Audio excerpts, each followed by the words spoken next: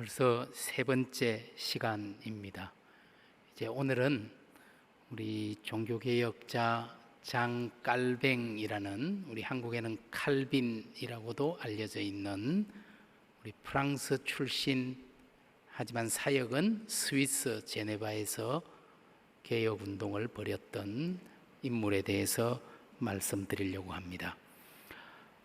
내 마음을 주님께 바칩니다.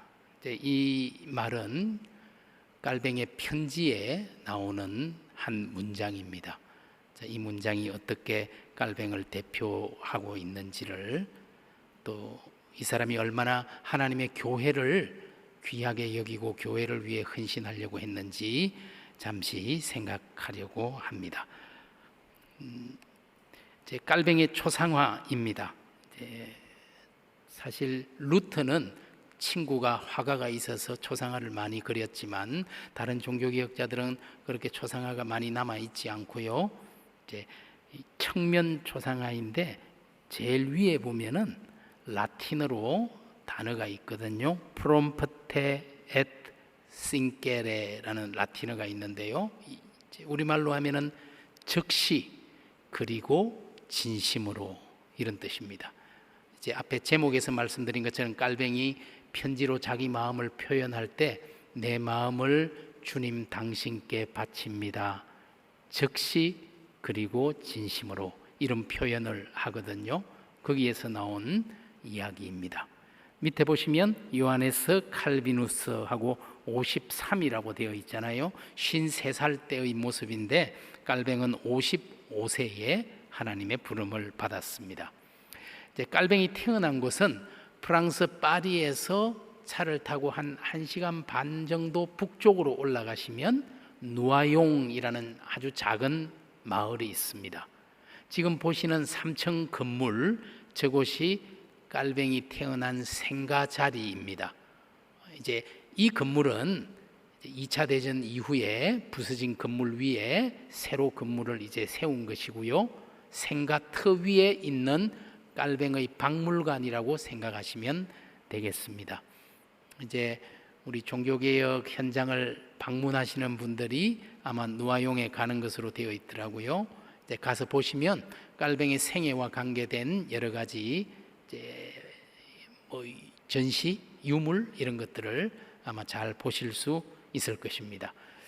깔뱅이 아버지는 이 누아용에 있는 교회에서 일하는, 재정을 맡아 일하는 분이었습니다. 16세기에는 국가와 교회가 지금처럼 분리되어 있지 않았기 때문에 일종의 공무원이라고 할 수 있습니다. 그래서 깔뱅이 아버지가 누아용은 너무 작은 마을이니까 아들이 앞으로 좀 출세를 하려면은 큰 도시로 가야 되겠다 해서 파리로, 그 당시에 파리는 유럽에서 굉장히 큰 대도시였죠. 파리로 유학을 보내게 됩니다. 그래서 깔뱅이, 우리로 말하면 중고등학교 시절을 파리에서 지내게 됩니다. 여기가 파리 모습이잖아요. 파리에 가시면 여러분, 돔으로 되어 있는 저 건물이 빵떼옹이라는 건물입니다. 빵떼옹은 여러분이 로마를 가시면 판테온이라는 건물이 있죠. 근데 그걸 프랑스식으로 읽으면은 빵떼옹 이렇게 읽을 수 있는데요. 판이라는 것은 모든, 태온은 신들, 이런 뜻이에요. 그래서 우리말로는 만신전 이렇게 표현하는데, 쉽게 말하면은 프랑스의 위대한 인물들이 묻혀 있는 무덤입니다. 우리로 말하면 국립묘지 같은 곳이에요. 물론 돈을 내고 들어가서 구경하는 프랑스 파리의 유명한 관광지입니다. 그래서 프랑스 출신 많은 사람들이 이곳에 잠들어 있는데요. 아마 여러분들이 빵떼옹을 가는지는 잘 모르겠습니다. 빵떼옹 바로 여러분이 보실 때 빵떼옹의 오른쪽, 여러분이 보실 때 오른쪽 건물, 저곳이 바로 500년 전에 깔뱅이 다녔던 학교 몽테규 콜레주라는 곳입니다. 콜레주라는 것은 영어로 하면 칼리지지만 우리식으로 하면 한 고등학교 과정을 공부하는 곳이다, 이렇게 생각하면 될 것입니다. 바로 저 건물에서 깔뱅이 파리에서 청소년 시절 유학을 하면서 공부를 했습니다. 지금은 이제 도서관이 되었습니다. 이제 비블리오테크 세인트 주네비에브, 이제 성 주네비에브라는 사람은 지금도 프랑스는 가톨릭 국가라고 할 수 있을 만큼 국민의 대다수가 가톨릭 신자입니다. 그런데 파리를 지켜주는 수호 성인이 바로 주네비에브라는 여자예요. 아주 오래전에 이민족의 침입으로부터 파리를 지켰다라는 그런 전설이 있습니다. 그래서 그 파리의 수호 성인으로 지정된 그 여인을 기념하는 도서관, 그래서 세인트 주네비에브 비블리오테크라는 도서관입니다. 아주 중요한 도서관인데요, 그곳이 과거에 학교였고 그곳에서 깔뱅이 청소년 시절 공부를 했어요. 여러분이 저 꼴레주 몽테규의 벽에 보면은 지금 어렴풋이 보이실 텐데 글자 같은 게 적혀 있거든요. 그게 다 이름입니다. 이제 이 학교를 거쳐갔거나 졸업한 유명 인사들이죠. 벽에 보시면 일단 에라스무스의 이름이 있죠. 네덜란드의 유명한 인문주의 학자였던 이제 로테르담 출신의 에라스무스가 1495년, 96년 2년 동안 이곳에서 공부를 했다. 근데 이 학교는 1314년에 세워진 학교다, 이렇게 돼 있죠. 깔뱅이 아마 학교가 세워지고 200년쯤 지났을 때 촌 사람이 대도시 파리에 와서 이제 이곳에서 공부를 했죠. 벽에 보시면 여러 사람 이름이 적혀 있는데요, 여러분 한번 보시면 오른쪽에 위에서 셋째 줄에 깔뱅, 칼빈이라는 이름이 보이시죠? 이제 깔뱅이 이곳에서 공부하고 했다라는 걸 보여주고 있는데, 깔뱅 바로 위에 있는 이름이 참 재미있는데요, 이제 스페인의 로욜라 출신의 세인트 이냐시오라는 사람입니다. 이 사람은 나중에 16세기에 예수회라는, 지금도 예수회가 있잖아요. 지금 로마 가톨릭의 교황이 예수회 출신입니다. 예수회라는 걸 만든 사람입니다. 근데 어떻게 보면은 같은 공간에서 프로테스탄트를 대표하는 종교개혁자 깔뱅과 가톨릭을 지키려고 했던 이냐시오라는 사람이 한 공간에 있었다. 그런데 이 두 사람이 같이 만났을까는 좀 의문입니다. 왜냐하면 깔뱅은 이곳에서 1528년 초에 이제 파리를 떠나서 남쪽에 오를레앙이라는 도시로, 오를레앙 대학으로 법학을 공부하기 위해서 오를레앙으로 갔고, 1528년 같은 해 이냐시오는 몽테규라는 이 학교로 왔기 때문에 어쩌면 만나지 못했을지도 모르겠다, 저는 그렇게 생각하고 있지만, 아무튼 가톨릭과 개신교를 대표하는 두 사람이 동문이라고 이름이 나란히 적혀 있는 것을 보실 수 있죠. 이 꼴레주 몽테규 바로 옆에요, 깔뱅이 하숙했던 집이 남아 있습니다. 여러분 저 꼭대기에 좀 톡 튀어나온 부분 있죠, 그곳에 깔뱅이 살았다. 여러분 이 집 앞에 가면은 파리 시청에서 이렇게 유적지라고 붙여놓은 팻말이 있거든요. 여러분들이 파리를 가신다니까, 우리 종교개혁지 가는 분들 꼭 여기를 가보셔야 될 텐데, 제가 여러분들이 가는 일정표를 보니까 이 이야기는 없더라고요. 깔뱅이 공부한 곳이고 하숙했던 집이 있고, 그 밑에 파리 시청에서 유적지 설명을 해두었습니다. 깔뱅이 이곳에서 머물고 하숙하면서 앞에 있는 몽테규를 다녔다라고. 그리고 나중에 박해를 받을 때 기록에 보면은 저 위에서 마치 바울이 다메섹에서 복음을 전하고 다메섹 사람들이 바울을 죽이려고 할 때 광주리를 타고 줄을 내려서 도망쳤던 것처럼 침대 시트를 이용해서 줄을 타고 여기서 내려와서 피난하는 그런 기록들이 남아 있습니다. 깔뱅은 중고등학교 시절 이렇게 파리에서 공부를 하다가, 그리고 대학은 조금 전에 말씀드린 것처럼 이제 조금 남쪽으로 내려오면은 오를레앙이라는 대학이 있습니다. 오를레앙은 거기에 깔뱅 동상이 있는데요, 사실 우리 한국 교회가 깔뱅이 태어난 지 500년 되던 해, 그게 바로 2009년입니다. 깔뱅이 1509년에 태어났기 때문에 500주년 기념으로 오를레앙에 우리 한국교회가 도네이션 기금을 내서 깔뱅 동상을 오를레앙에 만들어 두었어요. 사실은 그 조각가가 다니엘 렉레흐라는 사람인데요. 그 프랑스 조각가가 이제 그 전체 동상을 만들면서 흉상을 하나 더 만들어서 그걸 지금 우리 학교에, 제가 있는 장로회 신학대학교에 이제 기증을 해서 그게 지금 우리 학교에 있습니다. 아마 여러분들이 학교 오시면 보실 수 있고, 우리 전도사님, 목사님들은 우리 학교에 있는 그 흉상이 바로 2009년에 깔뱅 500주년으로 만들어서 우리 학교로 오게 됐다, 이렇게 생각하시면 되거든요. 거기에서 공부를 하고 또 오를레앙 가까운 곳에 부르주라는 곳에서도 깔뱅이 인문학자로서의 이제 수학을 공부를 하게 됩니다. 그리고 깔뱅이 나중에 이제 종교개혁자가 되고 결국은 제네바의 종교개혁자, 스위스에 가게 되는데요. 프랑스에서 파리뿐만 아니라 가톨릭이 강력하게 프로테스탄트를 억압하기 시작하면서 깔뱅이 결국은 자기 나라를 떠날 수밖에 없게 돼요.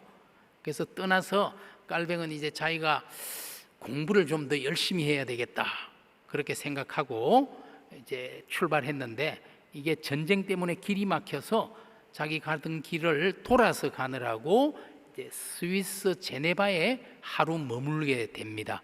그때 제네바는 어떤 상황이었느냐면 막 로마 가톨릭을 벗어나서 프로테스탄트 종교 개혁이 일어났고, 그리고 스위스 제네바의 모든 시민들이 전체 시민 투표를 통해서 앞으로 우리 제네바는 프로테스탄트 도시가 되겠다, 그렇게 결정을 했어요. 그래서 그 제네바의 종교개혁을 이끌고 있던 이제 인물 중에 이제 기욤 파렐이라는 분이 있어요. 그런데 파렐에게 누가 와서 이야기를 해줬어요. 최근에 책을 출판한 젊은 친구 깔뱅이라고 있습니다. 깔뱅이 이제 27살 때 기독교 강요라는 정말 유명한 책을 3월 달에 1536년 3월에 출판을 했어요. 그런데 그해 여름에 제네바에 머물렀거든요. 그러니까 깔뱅이라는 친구가 젊은 친구인데 아주 좋은 책을 썼는데 그 친구가 지금 우리 제네바에 있다는데요, 이렇게 말하니까 파렐이 그 말을 듣고 정말 잘 됐다, 우리가 지금 막 종교개혁이 일어났는데 일꾼이 필요한데 깔뱅이란 친구가 꼭 필요하겠다, 그래서 찾아가서 설득을 합니다. 근데 이제 깔뱅은 자기가 종교개혁 그런 거는 자기가 못합니다. 왜냐니까 자기는 일단 성격이 소심해서 남들 앞에 나가서 막 이렇게 이야기하고 하는 걸 자기가 도저히 못합니다. 그래도 막 교회 개혁을 하려면 좀 나가서 막 이렇게 좀 적극적이고 이런 사람이라 해야 될 텐데 저는 아주 소심해서 안 됩니다. 그리고 이제 공부를 하려고 제가 가야 할 계획이 있습니다, 이렇게 이제 사양을 했죠. 그러나 파렐이라는 사람은 정말 번개 같은, 우리 12제자 중에는 베드로 같은 사람이거든요. 다혈질입니다. 그래서 막 요나의 예를 들면서 요나가 하나님의 뜻을 어기고 딴 데로 가다가 어떻게 됐어? 네가 공부한다고 한번 가봐, 공부가 되는지. 이렇게 막 협박을 하니까, 여러분 이 소심한 사람들의 특징이 뭐냐면요, 상대방이 강하게 이야기하면은 약해져요. 그때는 혈액형 검사 이런 게 없었어요. 혈액형 검사는 나중에 나왔지만 이 A형이 굉장히 소심하다 그러더라고요. 저는 오랫동안 B형인 줄 알았어요. 근데 군대 가서 제가 A형인 걸 알았어요. 그래서 A형은 교수가 되는 길밖에 없어요, 이 소심해서. 아마 깔뱅은 혈액형은 그때 몰랐지만 AA일 것 같아요. 그러나 파렐이 워낙 강력하게 하나님의 이름으로 협박을 하니까 진짜 자기가 큰일이 날 것 같아서 그냥 제네바에 머물기로 합니다. 그렇게 해서 운명의 도시 제네바, 이제 깔뱅이 제네바의 교회 개혁자가 됩니다. 그것이 27살 1536년 늦 여름이었습니다. 지금 보시는 이 교회당이 로마 가톨릭 성당이었지만 1536년 제네바가 프로테스탄트 도시가 되면서 우리 개신교회 예배당이 됐죠. 생피에르라는 이 교회에서 깔뱅이 교사로 목사로 아주 젊은 나이에 섬기게 됩니다. 여러분 보실 때 교회당 옆에 이 건물은 바로 붙어 있는 오디투아르 디 깔뱅이라고 되어 있잖아요. 깔뱅 강당이라는 이름을 가지고 있는데 깔뱅이 성경을 가르치고 했던 그런 곳입니다. 그래서 교회와 강당이 이렇게 붙어 있습니다. 아마 제네바를 가시면 보시게 되겠죠. 그러나 제네바 사람들이 깔뱅을 쉽게 받아들이지를 않았습니다. 왜냐하면 자기들은 정말 조상 대대로 제네바에서 살았던 토착 사람들이잖아요. 오랫동안 제네바에서 살고 신앙생활 해왔는데 스위스 사람도 아니고 제네바 사람이 아닌 것은 말할 것도 없고 프랑스에서 아주 젊은 친구 하나가 굴러 들어와서 지금까지 가톨릭 신앙 거 잘못됐습니다. 그래서 우리는 이렇게 신앙 고백해야 됩니다. 그리고 교회는 이렇게 운영을 해야 됩니다. 이런 이야기들을 하고 서명을 하라 그러니까 이 오래된 제네바 사람들이 거부하는 거예요. 그래서 결국은 위대한 종교개혁자라는 깔뱅도 2년도 못 돼서 쫓겨나게 됩니다. 결국은 거기에는 여러 가지 정치적인 이유가 또 있었습니다. 하지만 그건 말씀드릴 수 없고요. 그래서 어쨌든 깔뱅이 1536년 늦여름에 제네바에 왔다가 잡혀서 이제 제네바의 교사와 목사가 되었지만 1538년 4월 23일에 쫓겨납니다. 그래서 쫓겨나가지고 이제 역시 나는 체질이 공부 체질이야. 교회 개혁 이런 것은 나하고 잘 안 맞아. 그래서 이제 공부를 하러 가야겠다 생각했는데 마침 스트라스부르라는 도시에서 깔뱅을 또 초청했습니다.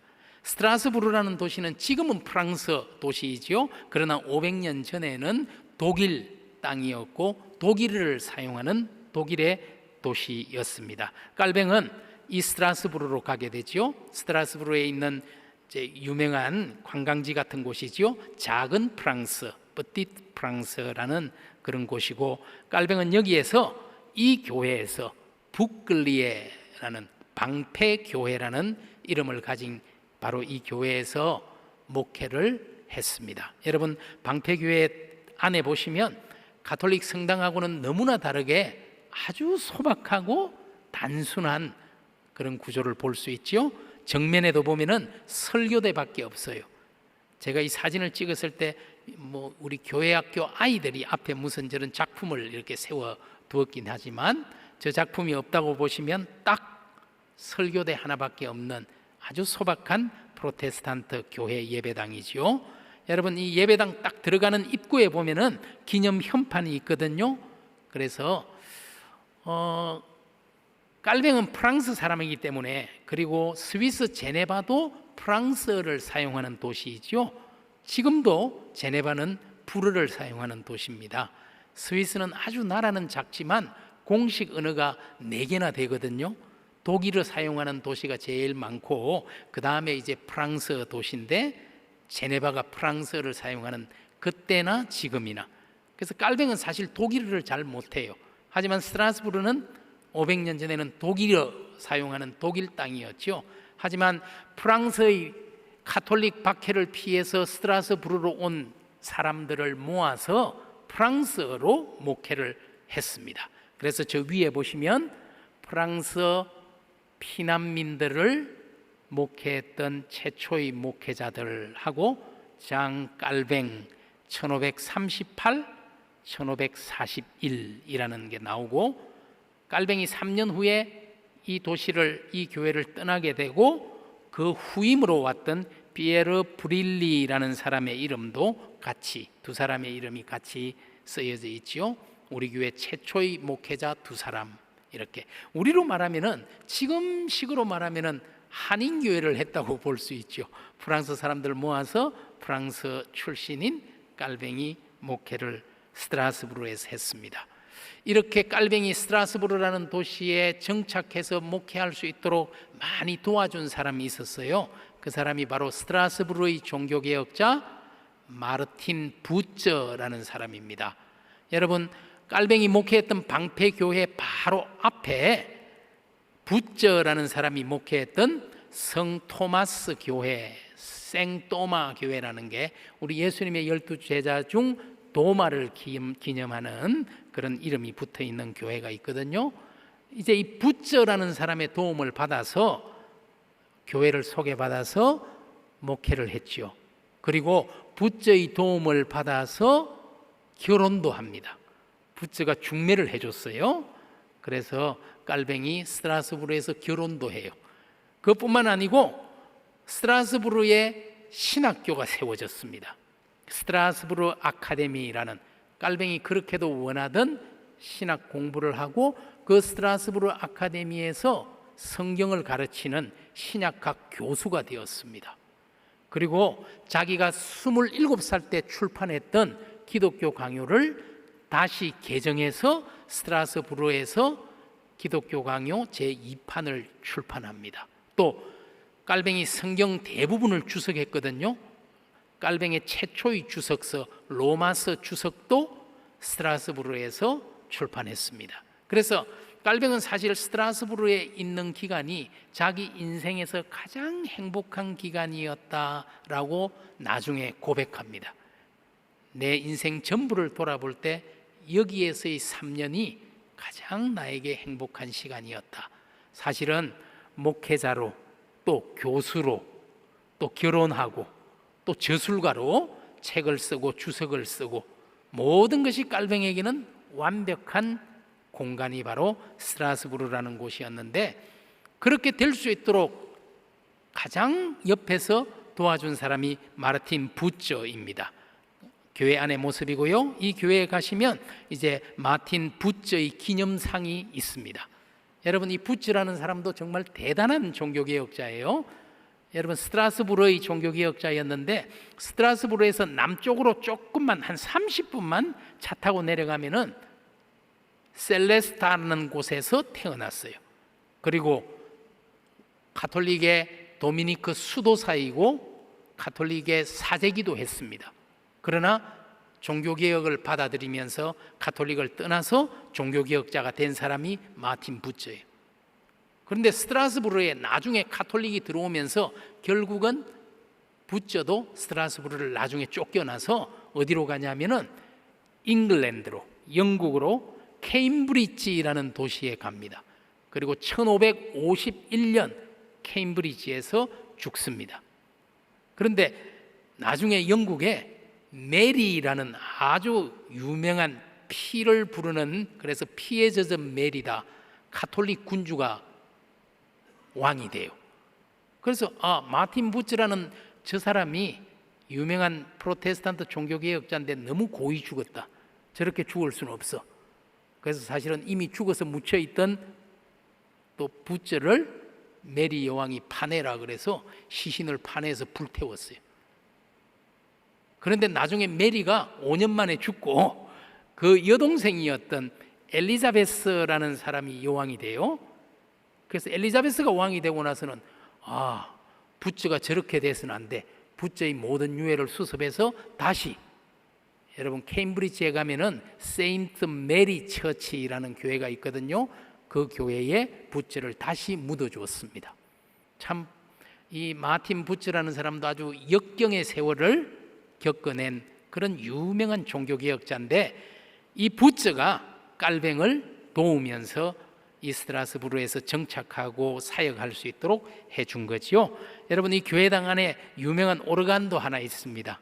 이 오르간은 정말 오래된 오르간이죠. 모차르트도 와서 이곳에서 연주를 했고, 또 유명한 슈바이처도 이곳에서 연주를 했어요. 여러분, 알버트 슈바이처라는 사람이 우리에게는 의사로 더 유명하잖아요. 아프리카의 성자, 그 유명한 의사가 사실은 굉장히 유명한 오르가니스트였습니다. 그리고 목사였습니다. 스트라스부르에 가시면 지금 제가 소개해드린 방패교회나 토마스 교회 말고 니콜라우스 교회라는 교회가 있는데 그 교회에서 담임 목회를 했던 사람이 바로 슈바이츠예요. 그리고 나중에 의사가 돼서 아프리카로 가서 의술을 펼쳤거든요. 그래서 이제 슈바이츠가 와서 연주하기도 했던 오르간이 있습니다. 그리고 스트라스부르의 대성당, 정말 어마어마한 성당인데 절대 카메라에 담기지는 않습니다. 그래서 한때 세계 8대 불가사의 중에 하나였던 스트라스부르 대성당, 그리고 이 성당에서도 우리 스트라스부르의 종교개혁자 마테우스 젤이라는 종교개혁자가 활동하면서 스트라스부르라는 도시를 전체 프로테스탄트 도시로 만들었어요. 1529년에 스트라스부르는 공개적으로 카톨릭이 아니라 프로테스탄트 도시가 되었어요. 이 도시에서 활동했던 마테우스 젤, 마틴 부처, 그리고 장 깔뱅 같은 사람들이 이 도시에서 계속 그렇게 활동을 했지요. 깔뱅이 이들레트 드 비르라는 여자와 결혼을 했다. 여러분 1540년에 스트라스부르에 있으면서 결혼을 했어요. 깔뱅은 초혼이었고 이들레트는 재혼이었습니다. 그러니까 이들레트와 깔뱅 사이에는 자녀가 없었어요. 이제 워낙 유아 사망률이 높아서 자녀가 태어나자마자 바로 죽고 그렇게 됐고요. 그 대신 이들레트가 전 남편과의 사이에서 낳은 아이들을 데리고 깔뱅에게로 왔기 때문에 사실 이들레트가 깔뱅과 결혼하고 9년 만에 세상을 떠납니다. 몸이 그렇게 건강하지를 못했어요. 그래서 깔뱅은 아내와는 그렇게 오래 함께하지 못했고 아내가 죽고 나서 깔뱅은 혼자 1564년에 죽을 때까지 혼자서 살았고 이들레트의 아이들을 자기 아이들로 이렇게 양육하면서 살았죠. 근데 3년쯤 지났을 때, 행복한 스트라스부르의 생활이 3년 지났을 때 제네바에서 사람이 왔습니다. 다시 청빙하러 온 거예요. 깔뱅과 파렐이라는 깔뱅의 멘토 같은 사람, 처음 깔뱅을 제네바로 끌고 갔던 이런 사람들이 다 쫓겨나고 나서 이 제네바는 혼란에 빠졌어요. 새로운 목사들이 그만큼 지도력을 발휘하지 못했고 오히려 로마 카톨릭이 호시탐탐 다시 제네바를 노리고 있었습니다.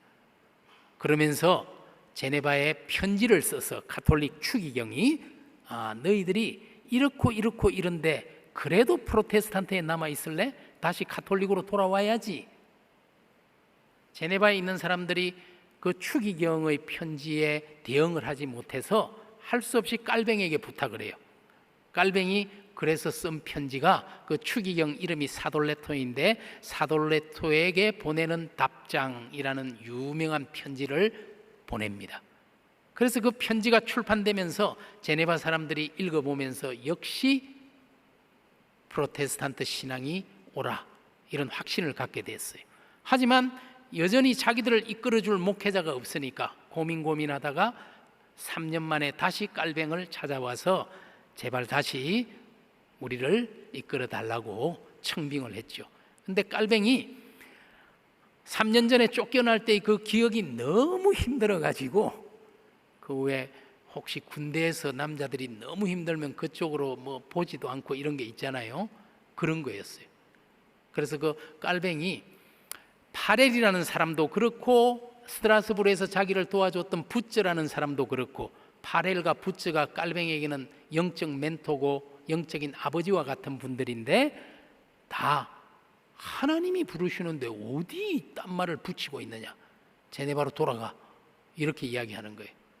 그래서 파렐에게 편지하면서 내가 그곳으로 돌아가느니 차라리 100번 십자가를 지는 게 훨씬 나을 겁니다 이런 편지를 해요. 거기에 돌아가는 것만큼은 제가 할 수가 없다고. 그 끔찍한 트라우마 때문에 정말 많은 고생을 했거든요. 그래서 2년도 못 돼서 쫓겨나는 그런 일을 겪었기 때문에. 그런데 결국은 뭐라고 고백하느냐니까 편지 끝에 이런 말이 나와요. 제네바로 돌아와 달라는 제네바시의 간청 그리고 동력자들의 간곡한 권유를 계속 거부하던 깔뱅이 영적 멘토였던 파렐에게 이렇게 씁니다. 나에게 선택의 자유가 있다면 제네바로 돌아가라는 당신의 그 바람에 순종하는 것 빼고 다 하겠다. 뭐든 그건 못한다. 그런데 결국 내가 나의 주인이 아님을 돌이켜 생각하고 주님께 제물로 바치듯 내 마음을 바치겠습니다. 이런 고백을 해. 적시 그리고 진심으로. 이 편지의 고백. 그래서 이게 깔뱅의 문장입니다. 여러분이 보시는 심장, 마음을 드리는 손, 그리고 라틴어가 거기 쓰여 있긴 한데요. Cormeum tibi opero domine. 나의 심장을, 꼬르가 심장, 마음, 하트거든요. 나의 마음을 주님 당신께 바칩니다. 적시 그리고 진심으로. 이것이 이제 깔뱅이의 문장이 되었습니다. 이 고백을 하고 깔뱅이 다시 정말 가기 싫었지만 3년 만에 1541년 9월 제네바로 돌아가서 1564년 5월에 죽을 때까지 23년 동안, 그 전에 한 2년 남짓 25년 동안 제네바를, 특별히 제네바 교회를 바르게 세우기 위해서 자기 모든 것을 쏟아부었던 인물이 바로 장 깔뱅이라는 사람입니다. 여러분, 16세기 종교개혁은 크게 프로테스탄트 종교개혁은 두 개의 전통이 있어요. 하나는 제가 지난주 말씀드렸던 독일을 중심으로 해서 일어났던 루터교회 전통, 다른 하나는 스위스를 중심으로 일어났던 개혁교회 전통. 개혁교회는 쥐리히라는 스위스 도시에서 시작한 스빙글리라는 종교개혁자로부터 시작해서 제네바의 깔뱅이라는 사람에게서 완성이 됩니다. 그래서 깔뱅은 어떻게 보면은 종교개혁 신학과 사상을 완성한 그런 인물이 바로 제네바의 깔뱅이라는 인물입니다. 아까 우리가 하나님의 말씀을, 요한복음 말씀을 읽었잖아요. 우리 예수님께서 부활하신 후에 베드로를 만나는 장면이지요. 사실 베드로가 어땠을까 생각하면은 지금 예수님의 질문을 봐도 그래요. 요한의 아들 시몬아, 너가 이 사람들보다 나를 더 사랑하느냐? 16절에도 요한의 아들 시몬아, 너가 나를 사랑하느냐? 또 17절에도 너가 나를 사랑하느냐? 그런데 사실 베드로는 그러지 못했잖아요. 원래 베드로가 성격이 좀 불같으니까 큰 소리는 쳤지요. 너희가 다 나를 버리리라 했을 때 또 베드로가 또 나서기 좋아하니까 주여 그렇지 않습니다. 다른 사람은 다 버려도 저는 그렇지 않습니다. 저는 좀 다르잖아요.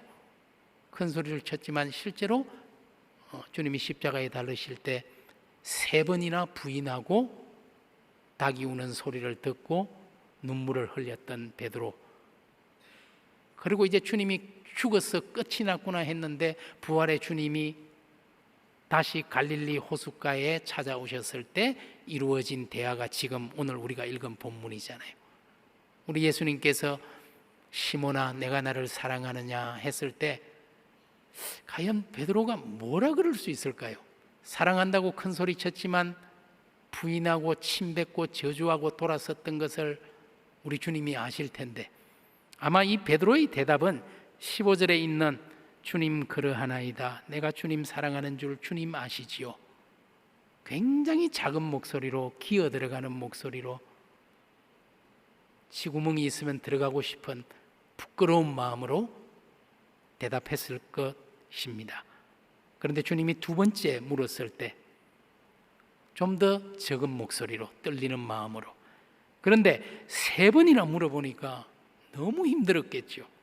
그래서 보니까 주께서 3번째 내가 나를 사랑하느냐 하심으로 베드로가 근심하여 이르되, 이 3번 물어보면 근심이 안 될 수가 없죠. 그리고 주님 모든 것을 아시오매, 다 아시잖아요. 그러나 아직은 제 마음속에 주님 사랑하는 마음 있는 것 주님께서 아시나이다 대답한 거죠. 참 극적인 아주 순간이라고 생각합니다. 사실 3번 물어보면 다 약해지죠. 여러분들 교회 학교에서 혹시 선생님들 아이들 이렇게 가르치면서 너 구원받았습니까? 그러면 아이들이 아멘 그러잖아요. 눈을 보면서 2번째 물어보세요. 구원받았습니까? 그러면 제가 받은 걸로 아는데요. 이렇게 약해지죠. 한 번 더 똑바로 보면서 물어보면 이제 받아야죠.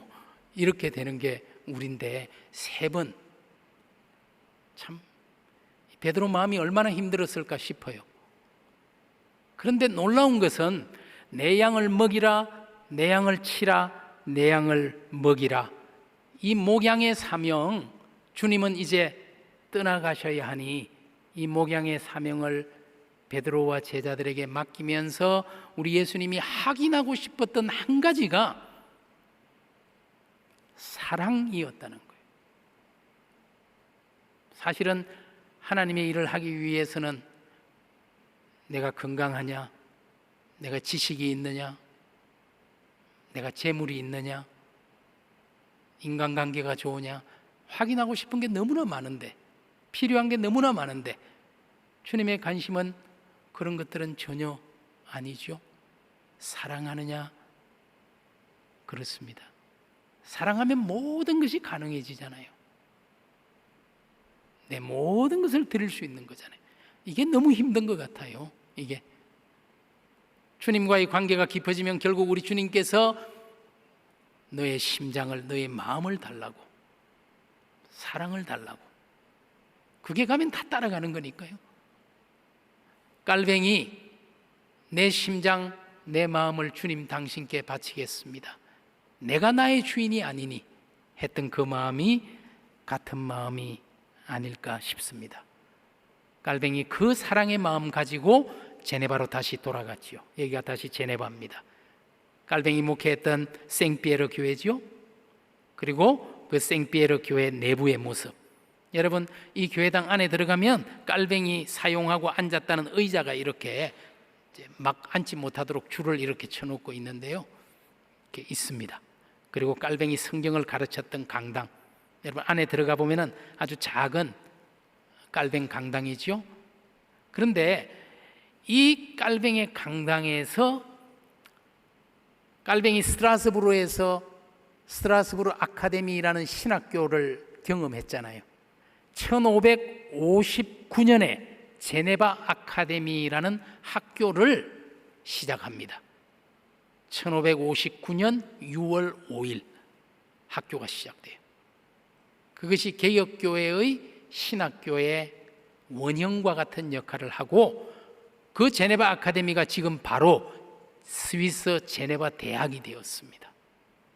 그만큼 긴 역사를 가진 대학의 시작이 깔뱅의 아카데미였어요. 여러분 이곳에서 그런데 영국 쪽 사람들, 영어를 사용하는 사람들이 모여서 예배를 드렸어요. 특별히 스코틀랜드. 여러분 스코틀랜드에 유명한 종교개혁자가 존 녹스라는 사람이 있거든요. 존 녹스라는 사람도 스코틀랜드에서 카톨릭의 박해를 견디다 못해 결국은 나중에 카톨릭 군대에 사로잡혀 가지고 노예선에서, 갤리선에서 제일 배 밑바닥에서, 여러분 왜 베느 같은 영화에 보면은 긴 노를 젓는 그런 노예 생활을 거의 2년 가까이 그런 노예 생활을 해요. 그래서 스코틀랜드를 떠나가지고 여기저기 정말 그러다가 결국 제네바에 이제 오게 돼요. 1556년, 7년, 8년 이렇게 3년 정도 이곳에 머물게 됩니다. 그러면서 이제 존 녹스는 영어를 사용하는 사람이니까 또 잉글랜드와 스코틀랜드에서 박해를 피해서, 아까 잉글랜드의 메리 여왕 같은 사람이 얼마나 많은 사람을 화형시키고 죽였습니까? 그래서 피난 온 사람들이 제네바로 온 거예요. 그래서 이곳에서 존 녹스가 주일마다 영어권 사람들을 모아서, 또 한인교회 같은 거라고 할 수 있죠, 목회를 했습니다. 그래서 이 교회당 안에 가시면 존 녹스가 이제 이렇게 56년, 57년, 58년 이렇게 목회하고 59년에 스코틀랜드로 돌아갑니다.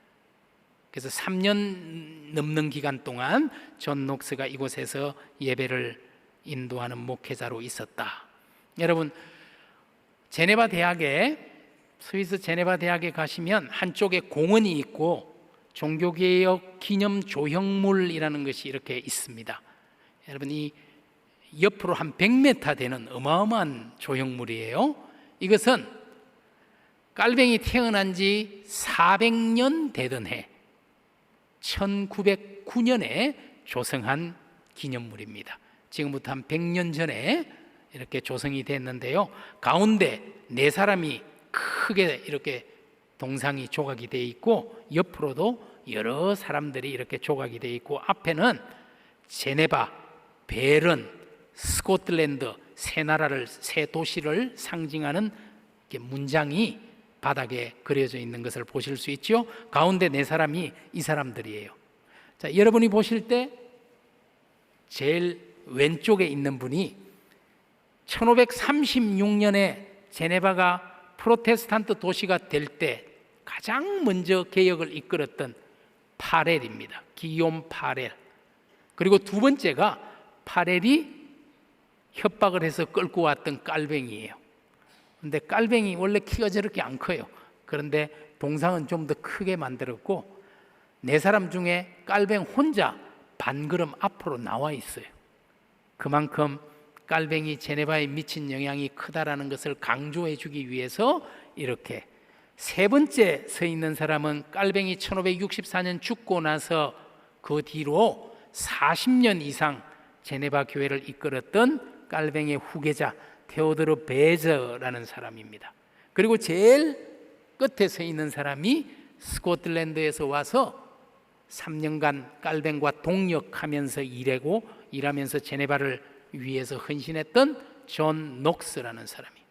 존 녹스가 1559년 스코틀랜드의 수도인 에딘버러로 돌아가서 제일 먼저 한 일이 뭐냐면 제네바에서 배운 그것들을 바탕으로 신앙 고백서, 스코틀랜드 신앙 고백서, 그리고 스코틀랜드 교회 치리서, 교회를 어떻게 세워야 정말 하나님이 원하는 교회인가, 그 두 개를 스코틀랜드 의회에 제출했고 1560년 스코틀랜드 의회가 그것을 받아들여서 우리 역사상 최초로 장로교회라는 것이 시작이 됐어요. 여러분, 제네바의 교회는 우리가 개혁교회라고 부릅니다. 스위스 개혁교회. 그런데 이 개혁교회가 스코틀랜드로 가면서 장로교회라는 이름으로 시작이 됩니다. 1560년 스코틀랜드 국가 전체가 장로교회 국가가 됐고요.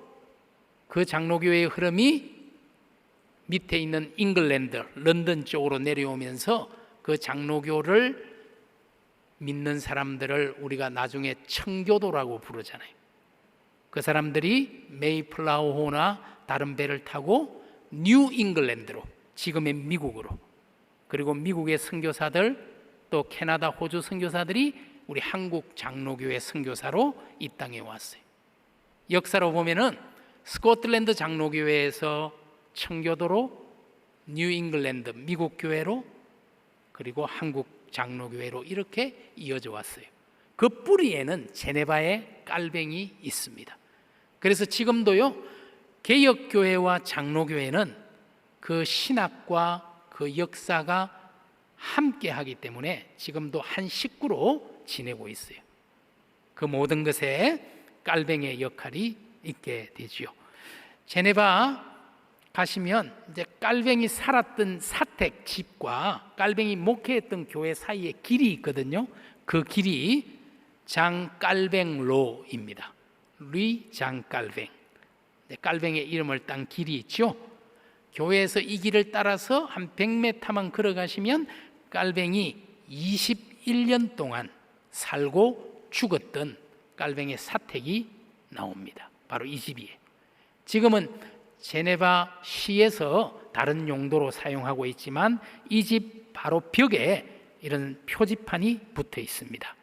깔뱅이 1543년부터 1564년까지 이곳에서 살고 죽었다라고 기록하고 있죠.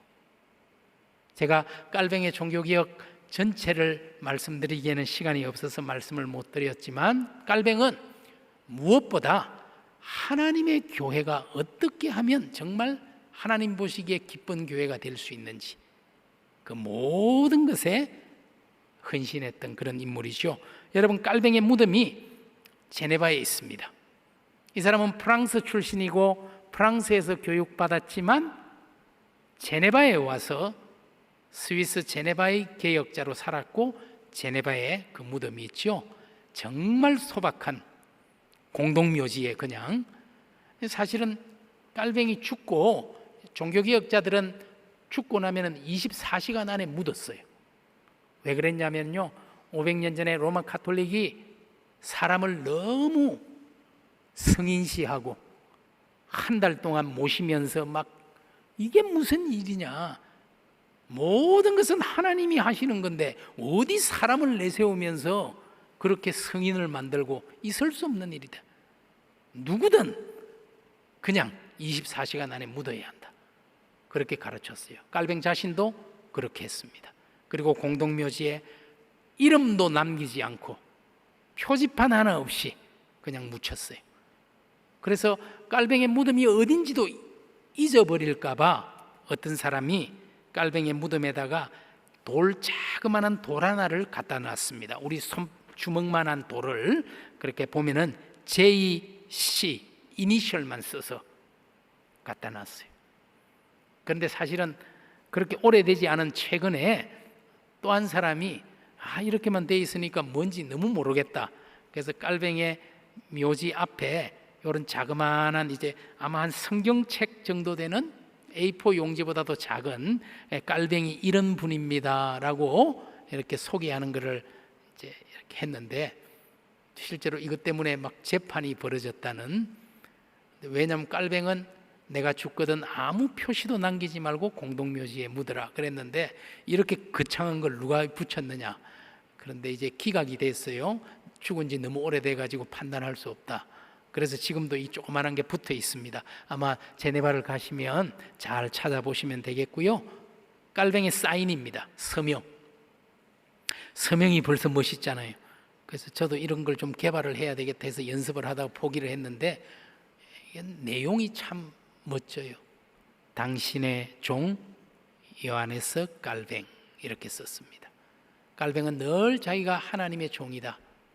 우리 개혁교회와 장로교회에서 가장 중요하게 생각하는 표어가 있잖아요.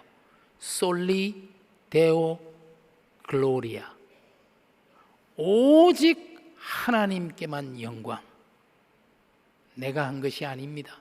하나님이 하셨습니다. 어디 내 무덤을 거창하게 만들고. 여러분, 깔뱅의 무덤이 얼마나 초라해요. 그런데 스코틀랜드의 종교개혁자, 스코틀랜드 나라 전체를 바꾼 존 녹스라는 종교개혁자는 자기가 목회하던 세인트 자일스 교회당 주차장 23번에 묻혀 있습니다. 아무것도 없어요. 단지 노란색으로 조그마한 우리 주먹만한 표시가 되어 있어요. 여기에 묻혔다. 저는 이것이야말로 우리 개혁교회의 정신을 보여준다고 생각합니다. 내가 아니고 하나님이 하셨습니다. 그리고 내 마음과 내 사랑 모두를 하나님 당신께 바칩니다. 내가 나의 주인이 아니니. 베드로가 했던 사랑 고백, 깔뱅과 녹스의 사랑 고백. 보니까 우리 종교개혁 탐방팀들이 파리에 가서 이렇게 파리에 굉장히 좋은 유적지들을 많이 보시는 것 같더라고요. 여러분, 깔뱅의 영향을 받아서, 깔뱅이 프랑스 사람이기 때문에 프랑스의 개혁교회 신자들이 점점 많아집니다. 특별히 프랑스 귀족들 가운데서도 깔뱅의 영향을 받고 가톨릭을 떠나 프로테스탄트로 돌아서는 사람들이 생겨나게 돼요. 1559년에, 아직 깔뱅이 죽기 전입니다. 1559년에 프랑스 개혁교회라는 공동체가 생깁니다. 여러분, 실제로 파리에 가시면 1559년 프랑스 개혁교회 신자들이 모였던, 최초로 모여서 총회를 했던 장소가 있어요. 우리 한국 장로교회 첫 번 총회는 1912년입니다. 그러나 프랑스 개혁교회는 1559년이에요. 그 오랜 역사. 그리고 이 개혁교회 신자들이 얼마나 많은 박해를 받았는지, 프랑스는 개혁교회가 점점 커지는 것을 두고 보지 않았습니다. 얼마 후에 1562년에 예배드리던 개혁교회 신자들이 다 한꺼번에 학살당하는 엄청난 일이 발생하지요. 한 번으로 끝난 게 아닙니다. 1562년 그 학살을 시작으로 해서 1598년까지 36년 동안 크게 8번 이 프로테스탄트 신자들에 대한 학살이 이루어졌어요. 여러분, 프랑스의 프로테스탄트 신자들을 우리는 위그노라고 부르거든요. 이 위그노의 학살, 그 중에서도 제일 끔찍했던 것이 1572년 파리에서부터 시작된, 이것을 우리가 성 바르톨로뮤 축일의 대학살, 성경에 예수님의 제자 중 바돌로메라는 사람이 있잖아요. 그 사람을 성인으로 추대하고 그 사람을 기억하는 축일 8월 24일입니다. 1572년 8월 24일, 이날 어마어마한 위그노의 학살이 이루어졌어요. 여러분, 파리에 가시면 이제 그 현장들이 사실 있지만 우리는 그걸 지금은 기억하지 않지요. 우리 파리를 보시면서 꼭 한번 생각하시면 좋겠어요.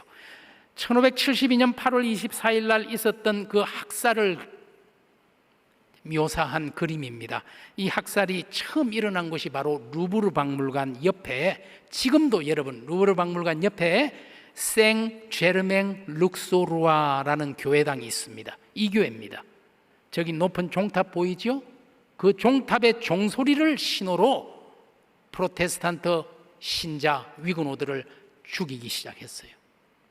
그래서 가장 먼저 학살이 일어난 곳이 바로 루브르 광장이에요. 이 루브르에서 어마어마한 사람들이 죽었고 그 시체를 그냥 앞에 있는 생강에다가 버렸어요. 그래서 역사 기록에 이날 생강이 완전히 붉게 물들었어요. 그 시체들이 흘러서 떠내려가서 한 곳에 산처럼 쌓이게 됐어요. 그 장소가 어디냐면은 지금 에펠탑이 있는 그곳이에요. 아마 여러분이 에펠탑이 있는 이곳에서 유람선을 타게 될 텐데, 지금은, 그때는 물론 에펠탑이 없었지요. 이 장소에 시체가 그렇게 쌓였고, 로테르담 대성당 광장에서, 파리 시청 앞 광장에서, 몽마르트 광장에서. 여러분, 몽마르트라는 뜻 자체가, 몽은 산이란 뜻이죠. 마르트는 마터, 순교자란 뜻입니다. 몽마르트가 순교자의 산이란 뜻이에요.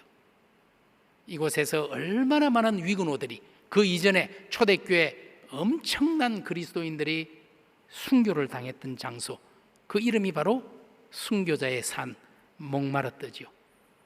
사실은 1598년이 되었어야, 36년의 그 어마어마한 박해를 지나고 나서야 비로소 앙리 4세라는 프랑스의 왕이, 원래 앙리 4세는 위그노였습니다. 그러나 프랑스의 왕이 되기 위해서 개종을 했어요. 가톨릭으로. 프랑스는 위그노를, 프로테스탄트 신자를 왕으로 인정할 수 없거든요. 그런데 왕이 된 이후에 이 사람이 1598년에 낭떠 칙령이라는 법을 발표해서 위그노에게 예배할 수 있는 자유를, 전체적이지는 않지만 대도시에는 하지 못했어요. 그러나 제한적이지만 위그노에게 예배의 자유를 허락했어요. 그러니까 가톨릭이 그냥 있지 않았습니다. 1610년 앙리 4세를 암살해 버립니다. 여러분, 파리에 가시면 이 사람이 앙리 4세거든요. 앙리 4세 때 센강을 가로지르는 첫 번째 다리가 만들어졌어요. 그게 바로 뽕네프라는 거예요. 뽕네프라는 다리. 예전에 뽕네프의 연인들이라는 유명한 이렇게 로맨스 사랑 영화가 있었지요. 그래서 지금도 여러분들이 이제 뽕네프라는 다리를 가보시면 그 표시가 날 겁니다. 뽕네프라는 것은 사실 뽕은 다리란 뜻이고 네프는 새로운이란 뜻이에요. 뉴 브릿지, 영어로 말하면. 근데 뉴 브릿지가 아니죠. 거의 뭐 한 450년 전에 지어진 건데요. 그러나 그때는 최초의 다리, 이제 그래서 뽕네프에 가면 이런 글자가 있어요. 앙리 4세 때 만들어졌다. 이렇게 앙리 3세 때 시작해서 1607년 앙리 4세 때 완공이 됐어요. 이제 워낙 유명한 이제 사랑의 다리라 이렇게 해놨어요. 하지만 파리 시청에서 1년이면 다 이거 잘라가지고 다 버려버립니다. 그래도 영원한 사랑을 이제 기억하기 위해서 여기 결국은 앙리 4세가 파리 시내 한복판 길거리에서 1610년 5월 14일 암살당했던 그 장소에 이런 표지판을 걸어놨어요. 여러분, 그 이후에도 프랑스의 위그노들은 정말 엄청난 박해를 겪어내면서 지금까지 그 신앙을 지켜오고 있어요.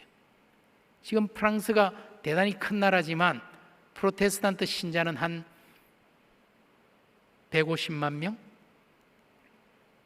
그러나 그 중에서 아주 능동적인 신자들은 한 40만에서 50만? 그 정도밖에 안 돼요. 그 위그노가 그러나 자기들이 겪어낸 그 박해와 그 속에서 지켜낸 신앙, 정말 눈물 없이 볼 수 없는 그런 흔적들, 제가 이제 그런 거는 말씀은 드리지 못했지만 파리 시내 곳곳에서도 우리가 보는 유적지에서도 그런 흔적들이 다 있다라는 거예요. 깔뱅이 쓴 기독교 강요라는 책에 서문에 이런 말이 있습니다. 내가 교회에서 교사의 직책을 맡은 이후 나는 교회의 유익을 구하는 것 이외에 다른 목적을 가진 적이 없다. 그래서 깔뱅은 정말 하나님의 교회가 어떤 모습으로 서야 될까? 그래서 기독교 강요라는 책에 교회에 대한 이야기가 가장 많아요.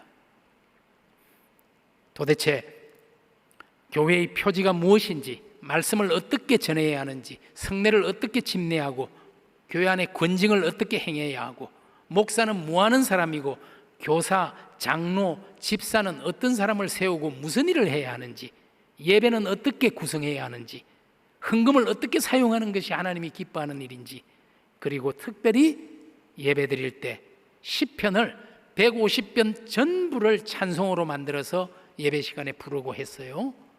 시편 찬송이야말로 우리 개혁교회 장로교회의 전통이죠. 이렇게 하나님의 교회를 어떻게 하면 참된 교회, 바른 교회, 건강한 교회, 가톨릭 교회가 잘못되고 있다면 도대체 바른 교회는 무엇인지 그 고민을 치열하게 하고 그것을 이루기 위해 자기 평생을, 자기 심장을 바쳤던 개혁자가 바로 깔뱅이죠. 여러분, 기독교 강요 제일 마지막 글자 문장입니다. 하나님을 찬양하라. 오직 하나님께 영광이라는 우리 개혁교회 모토처럼 하나님을 찬양하라. 20세기 신학자 칼 바르트가 이런 말을 했습니다.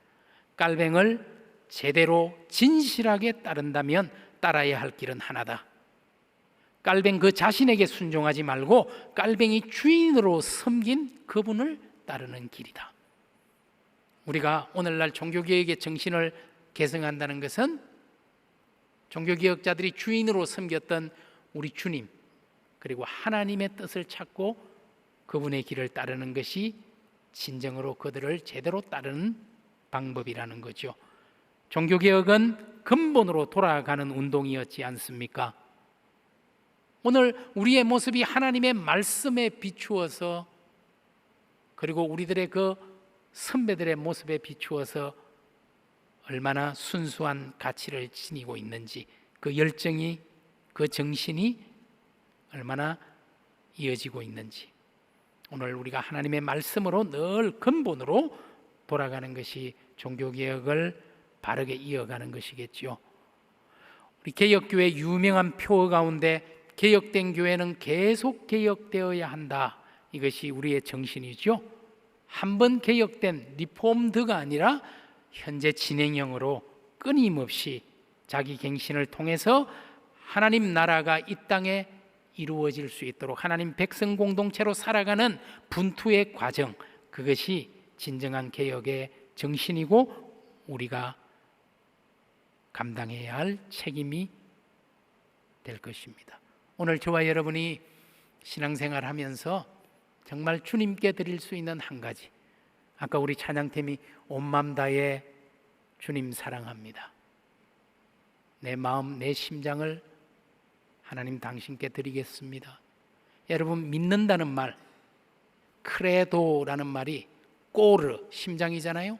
도는 라틴어 다레의 주격 1인칭, 드리다, 바치다 이런 뜻이에요. 내 심장을 바칩니다. 이게 믿음이라는 단어의 라틴어 뜻입니다. 오늘 저와 여러분의 그 마음, 우리 주님이 요구했던 사랑의 마음을 하나님 나라를 위해서, 또 주의 몸된 교회를 위해서, 세상을 위해서 바칠 수 있는 우리 하나님 나라 백성 공동체로, 이 말이 참 너무 좋아요. 앞에 있는 하나님 나라 백성 공동체, 그렇게 살아가는 우리 주님의 교회 되기를 진심으로 축복하며 원합니다. 우리 깔뱅이 했던 기도문을 읽고 마치겠습니다. 주 하나님, 주님께서 약속하시기를 악한 자와 교만한 자는 벌하시어 그 길에서 그들이 사라지게 하시고 어린아이와 같이 마음이 겸손한 이들에게 지혜를 주시며 마음이 정직한 이들에게는 하나님의 지식을 주겠다고 하셨습니다. 주님께 간절히 기도하오니 진실한 겸손으로 인도하옵소서. 또한 제 마음에서 모든 악한 욕망을 뿌리부터 뽑아주시고 주님을 찾으려는 강한 열정으로 가득 채워주소서. 그리하여 주님께서 어떠한 장소와 환경을 지정하여 주시든지 그곳에서 주님을 섬기는 사람으로 부족함이 없게 하옵소서. 예수님의 이름으로 기도드립니다. 아멘. 아멘.